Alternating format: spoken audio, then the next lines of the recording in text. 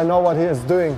Okay. And so as a goalkeeper, sometimes you have to read the situation, and I read the situation, and then fingertip saves. War mein Sitznachbar in der Kabine. Ich habe sehr, sehr gerne mit ihm zusammengespielt. Wir haben sehr, sehr gerne Scheiße gebaut im Training. Für viele ein absoluter Weltstar und Vorbild. 레버쿠젠 시절을 함께 빛낸 추억의 세 남자가 공교롭게도 금요일 밤 강하게 연결되었습니다. 손흥민과 레노는 일요일 맞대결을 앞두고 언론의 주목을 받고 있고, 당시 꾸러기 군단에서 막내였던 브란트는 이제 어엿한 도르트문트의 슈퍼스타가 되어 베스트 11을 선정했습니다. 그는 레노와 손흥민의 이름을 나란히 호명했습니다. 명단은 무려 홀란드, 벨링엄, 로이스가 포함된 추호와 군단이었습니다. 그리고 손흥민에 대해 말하는 블란트의 표정에서 많은 레버쿠젠 올드팬들이 세월의 흐름을 통감한 이유가 있습니다. 레버쿠젠 세 남자 스토리의 마지막은 파국이었기 때문입니다. 손흥민의 토트넘 이적이 비밀리에 성사되었다고, 그가 이미 런던에 있다는 기사가 독일을 뒤덮은 무렵 레노는 끝까지 친구를 보호하며 손흥민 팬들 사이에서 보호자로 불렸습니다. 반면 레버쿠젠의 일부 선수들은 당시 팀 최고의 7번이자 친구였던 손흥민의 이적에 강하게 서운함을 표시했었고, 꾸러기 군단의 막내 브란트는 그 멤버에 포함되어 있었습니다. 세 명이 어떤 시간을 보내왔는지 누구보다 잘 아는 팬들 입장에선 브란트가 손흥민의 인스타를 언팔했던 순간은 지금 와서야 후일담이지만 당시로는 충격적인 사건이었습니다. 프로 세계에서 이적은 익숙한 장면이지만 도대체 그때 브란트는 왜 그렇게 하늘이 무너진 사람처럼 굴었으며 세 남자에겐 무슨 일이 있었던 것일까요? 여기 머나먼 브라질 사우바도르 폰치 노바 아레나에서 두 남자가 포옹을 나누고 있습니다. 그들은 불과 1년 전까지 같은 라커룸에서 장난치던 친구들입니다. 현장은 무려 올림픽이었고 서로가 조국의 명예를 짊어진 필사적인 경기였습니다. 독일 축구는 설명이 필요 없고, 당시 손흥민은 국면제를 받기 전에 생애 첫 올림픽 출전이었습니다. 브라질에서 두 명의 포옹과 브란트에게 손흥민 존재의 거대함을 알 수 있게 만든 계기는 조금 뒤의 미래입니다. 인스타를 통해 한 팬은 브란트에게 축구 인생에서 교환한 유니폼 중 가장 소중한 것을 질문했고, 브란트는 자랑스럽게 옷장에서 붉은 유니폼을 꺼내들었습니다. 등에는 선명하게 7번과 손흥민의 이름이 새겨져 있었습니다. 바로 리우 올림픽에서 격돌했던 그 날의 유니폼입니다. 가끔 클럽에서 원만한 관계를 맺었던 동료들도 대표팀으로 승부하면 서먹해지는 경우가 있습니다. 국기를 짊어지고 싸우는 전장은 특별한 의미가 있고, 같은 나라 사람들과 함께하는 대표팀에는 애국심이란 다복합적인 감정까지 포함되기 때문입니다. 하지만 브란트는 아니었습니다.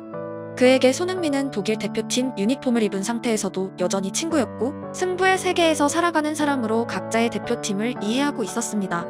브란트에게 손흥민이 단순히 동료가 아니라 프로 축구 인생의 시작점이었던 이유가 있습니다. 손흥민은 브란트가 유소년과 성인의 갈림길에 있던 무렵 하루하루를 채워준 사람이기 때문입니다. Heung-min Son, auch jemand, mit dem ich mich früher sehr gut verstanden habe. Mit Bernd Leno und Sonny haben wir auch, war er so derjenige, der mich eigentlich so ein bisschen, ja, unter anderem als erster so ein bisschen akzeptiert hat als jungen Spieler. Das ist ja manchmal ein bisschen schwer, in eine Profimannschaft reinzukommen. 최초의 기억은 누구에게나 특별합니다. 그리고 낯선 성인팀 훈련장에 첫 출근하는 어린 선수의 감정은 대부분 비슷합니다. 설렘 혹은 공포입니다. 브란트의 처음에는 손흥민이 있었습니다. 손흥민은 몇 년 전 함부르크에서 이미 그 경험을 했고, 당시 라커룸에는 다행히 반 니스텔로이가 있었습니다. 레버쿠젠의 7번 유니폼을 선사받은 4살 손흥민이 브란트의 처음을 어떻게 대했을지는 앞선 인터뷰를 통해 쉽게 알 수 있습니다. 함부르크 시절 주로 혼자 방에서 한국 예능을 보고 축구 게임을 하고 아버지와 고추 참치를 먹던 손흥민은 레버쿠젠에선 외출을 하기 시작했고, 본격적으로 독일이란 나라에 적응하며 동북고 손흥민이 아니라 유럽파 손흥민이 되고 있었습니다. 지난 영상에 자세히 소개한 레노의 존재는 손흥민에겐 거대했고, 그 그룹에는 막내 블란트도 포함되어 있었습니다. 현재 토트넘 대부분 동료들과도 라커룸에서 가깝게 지내지만 주말에 동료의 집을 찾아가지는 않습니다. 현재 손흥민 또래의 친구들은 대부분 아이들이 있는 가장입니다. 그때 손흥민은 또래들과 집에서 모여 밥을 먹고 게임을 하는 평범한 일상을 보냈습니다. 그렇게 관계한 친구들은 축구장에선 완전한 직업인들이었고, 말 그대로 두 가지의 관계에서 서로를 채우고 있었습니다. 뿐만 아니라 축구에 있어서도 그들은 동반 성장하고 있었습니다. 가장 좋은 친구들은 때론 가장 좋은 라이벌입니다. And I read the situation, and then fingertip saves. Save. If I'm the player, I will be go crazy if someone plays like this. He went crazy. He said after to me, "Come on, stop doing that."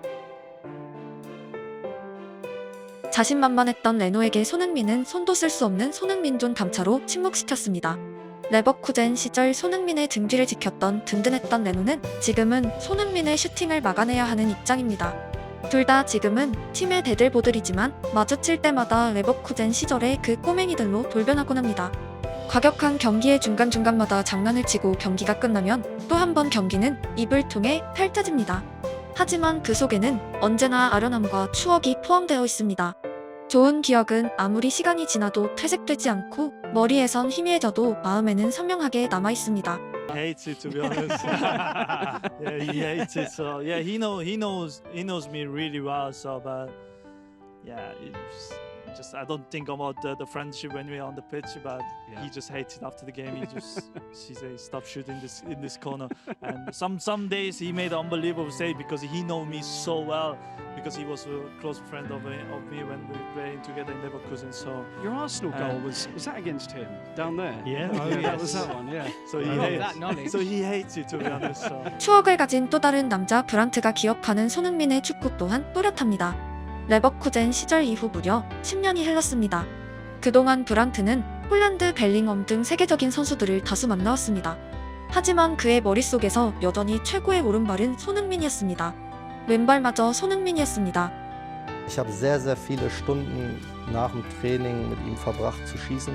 Das ist, glaube ich, der Spieler, der für mich den besten Schuss hat, den ich je gesehen habe, mit links und rechts. Eine Technik, absoluter Oberwahnsinn. Schießt dementsprechend auch sehr, sehr viele Tore in England. 브란트의 인터뷰가 아련한 이유는 피에르 레노와 달리 손흥민과 브란트의 최근 사진은 흔치 않기 때문입니다.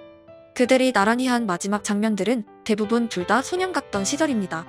한 명은 토트넘의 주장이 되어 그때의 브란트 또래 선수들을 이끌고 있고, 브란트는 이제는 과거의 로이스 같은 연령대가 되어 역시 새로 오는 어린 선수들에게 1군 라커룸을 안내하고 있습니다. 너무 오래도록 둘은 접점이 없었고 서로의 이름이 나란히 하는 기억은 잊혀져 가고 있었습니다. 하지만 브란트가 만난 최고의 선수들을 질문하는 도르트문트의 비디오를 통해 다시 한번 10년 전의 추억이 소환되었습니다. 그들은 물리적으로 함께하진 않지만 기억 속에선 생생하게 살아있었습니다. 손흥민의 토트넘 이적이 일반적인 뉴스와 다르게 진행되었던 이유는 당시 레버쿠젠 단장의 격렬한 반대가 있었기 때문입니다. 모두가 기억하는 대로 마지막 시즌 레버쿠젠 감독과 손흥민의 조합은 좋지 못했습니다. 손흥민에겐 새 출발이 절실했고 토트넘은 레비를 태운 전세기를 독일로 보내며 7번 획득의 충격전을 펼쳤습니다. 손흥민 본인의 의지와 달리 양팀의 이해관계가 얽힌 복잡한 스토리는 결국 손흥민에게 동료들과의 작별 시간을 제공하지 못했습니다. 레비가 계약이 마무리되는 과정에서 손흥민과 손흥정 씨를 전세기에 함께 태워 런던으로 향했기 때문입니다. 당시 상황이 얼마나 순식간에 펼쳐졌는지 생생히 알 수 있는 일화는 찰하느그루를 통해서였습니다. 레버쿠젠에는 지각하면 벌금을 내는 전통이 있었고 손흥민이 이미 런던으로 떠난 것을 몰랐던 찰하노글루는 손흥민이 안 보이자 벌금을 낼까봐 자기가 직접 7번 유니폼을 챙겨서 경기장으로 향했었습니다. 레비와 레버쿠젠의 펠러 단장은 어른들입니다. 그들은 한 푼이라도 돈을 더 벌기 위한 서로 간의 싸움을 하고 있었습니다. 펠러 단장은 협상을 자신이 주도하고 싶었습니다.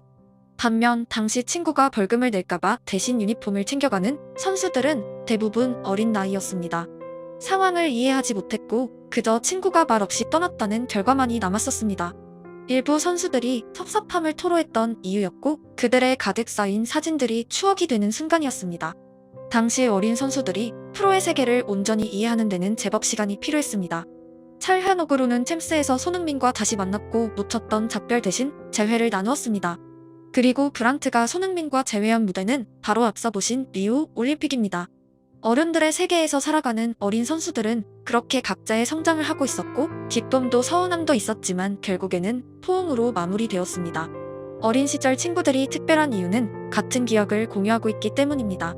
낙엽만 떨어져도 웃음꽃이 피는 시기의 하루하루는 평생 지워지지 않는 그리움입니다. 그들은 많은 걸음을 걸었고 이제 걸음을 시작하는 선수들에게 방향성을 제시하는 어른들이 되었습니다. 같은 시작, 다른 경로에 있는 손흥민과 레무는 누구보다 서로를 잘 알고 있고 일요일에 다시 한번 추억과 마주합니다. 둘을 촬영하는 비디오는 여전히 돌아가고 있습니다. 브란트는 노란 유니폼이 너무도 잘 어울리는 남자가 되었습니다. 붉은 옷을 입고 함께 울고 웃던 친구들의 재회 장소는 챔피언스 리그가 되었으면 합니다. 장엄한 챔스의 노래 가장 앞줄에서 주장 완장을 차고 등장하는 토트넘의 손흥민, 그리고 관료거린 표정으로 역시 입성하는 블란트와 포옹하는 장면은 과거의 레버쿠젠 팬이 희망하는 조그마한 바람입니다. 영상을 보신 모든 이가 출발 지점의 추억을 회상하는 하루가 되길 기원합니다.